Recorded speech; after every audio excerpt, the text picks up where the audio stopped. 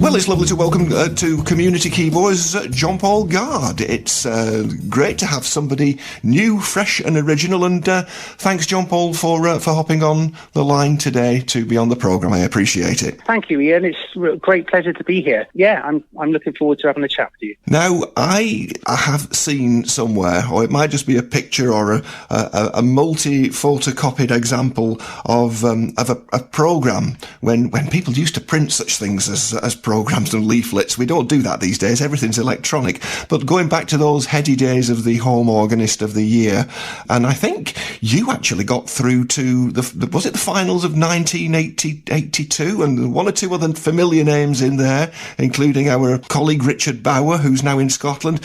What do you remember about that, first of all? It seems probably like an eternity ago. It does. I don't think I can remember about that far. I'm so old now. But if I do go back a couple of years, I do remember I was going up to London with my dad and my music teacher and seeing a sort of big hotel that I'd never seen before where the finals were being held, and was incredibly nervous. I do remember that. But I was ready for action. You know, I was ready to give it a good go.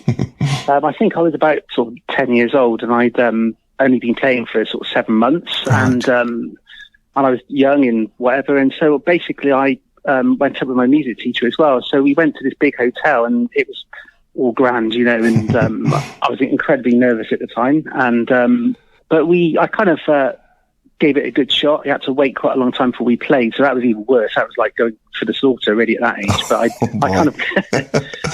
I kind of went with it, and but one thing I do remember is I took my shoes off, because at the time I always used to play with no shoes on, and like probably a lot of organ players with the pedals, and I could never feel the pedals. So I used to take my shoes off so I could feel the pedals. And I remember that when I did the performance, that I was sort of told that I shouldn't have been taking my shoes off, so I had to learn not to do that. So that was a bit of an opener for me. So one thing I also do remember was there's some good finalists there, but I do remember Richard Bauer, who was I had never heard of any of these players. I was so young, but I remember he played a version of Cherokee, absolutely mind blowing. I remember that, and it was like he completely blew everybody off the stand. Wow! And he won it. I mean, instantly. I mean, I was only 10, but I thought, God, this guy's going to win, and he won. You know, so he won the final, and it was lovely. It was a moment I'd never forgotten. You know, so. So it was a fairly sort of groundbreaking moment, but obviously you went on to enjoy a successful career in the keyboard world, with or without the shoes. There's no truth in the rumour that you're the Sandy Shore of the keyboard world by any chance, is there? More like Sandy Beach, not Sandy Shore. Very good. Very good. I mean, the Hammond organ, I guess, is not that unsurprisingly figured extensively in those, particularly the early days of your career, and presumably you inherited the passion for all musical styles, but particularly jazz from your late father. You mentioned your dad was an influence. Well, basically, my dad was a jewellery salesman, and he used to go selling jewellery around the country. And on occasions, I'd go with him, and he had this big American car, and that's one thing that he was into, cars.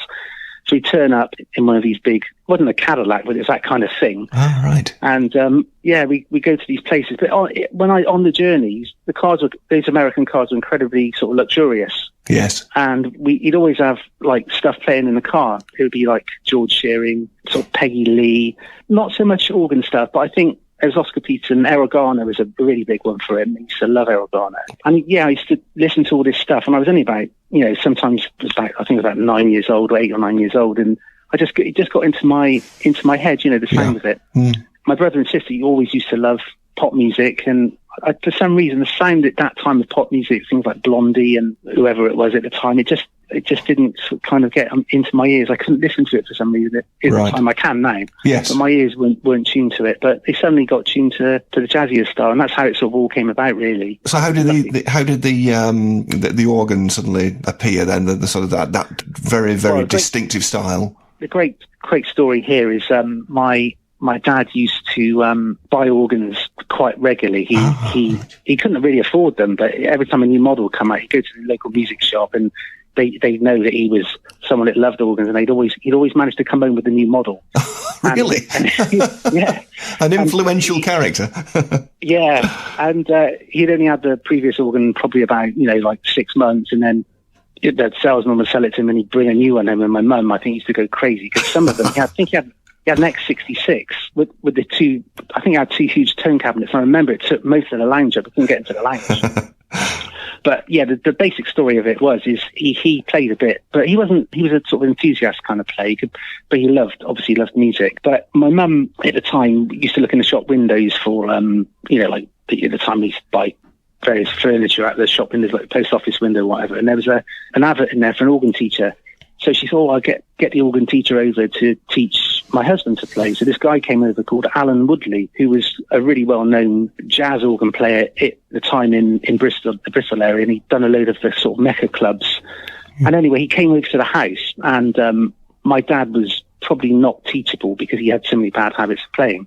But the great news was he played, and my dad had tried to teach me before, and I just didn't really take to it. And I think it's probably more stylistically rather than music, anything else. The style of his playing, it was great, but I don't think it, because of my age, it kind of took to me so much. But Alan came over, and Alan played, I'd probably say he played very similar to Harry Stoneham, that kind of style. Yes. And he sat down on the organ at home. I think we had a Kawai E650, which was the full pedalboard one, and at the time, and the it was 61 note manuals. It was an amazing instrument for the time. And he just sat down and played this thing, and he played something like Cheek to Cheek or the Errol Garner style. And I just couldn't take my eyes off it. And he's absolutely awesome. And that's what got me into it. My dad, obviously, but Alan, the inspiration of seeing him play. Yes. I saw him play and thought, my God, I'd so love to play like that. And because he was so giving with his time, he'd come over, I think he was charging him like 10 quid for an hour. And that was back in it must be about 1980, I think. Right. And at the time, that's probably the going rate. But he'd stay for like 2 hours. And he'd give me like a lesson. He'd write all the music out to me. And then he'd stay and play for an hour. And I just sat there and just used to love watching him play. It's fantastic. I was very lucky that he wanted to spend the time, and he loved playing. And I think that's the spirit you need when you're learning,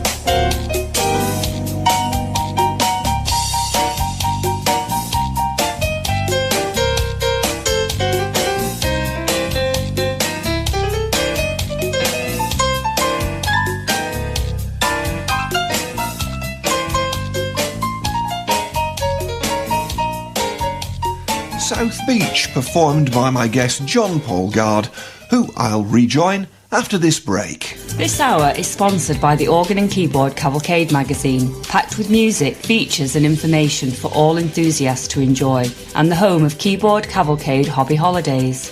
For more information, visit www.cavalcadeproductions.co.uk or phone 07842 573 913 on Monday and Thursday mornings. Featuring all that's best from the King of Instruments on Community Keyboards with Ian Wolstenholme.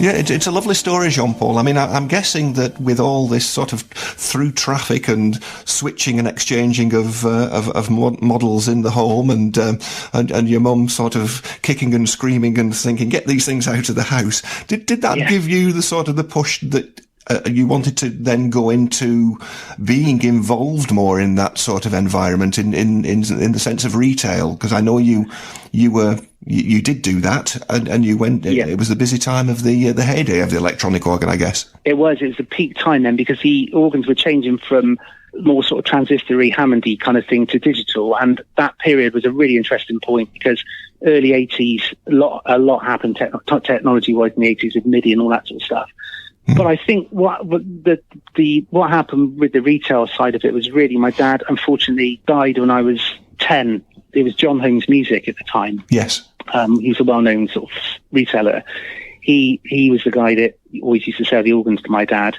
Offered me a Saturday job in the shop, and I think I was 11. I started working on Saturdays, as like a little hobby to take my mind off of the situation or whatever. And that's how it started in the industry. And then I was there every Saturday, and I used to go into the holidays, the school holidays. I used to cycle down there when I was a little bit older. I was there for about 6 years before I ran a music shop after that for another company. But that period of time, I saw a lot of change in those 6 years that I was there. Yes. It changed quite a lot. And I met all the great players there. It was brilliant. The concerts and stuff that used to happen in the weeknights. I used to go and meet them.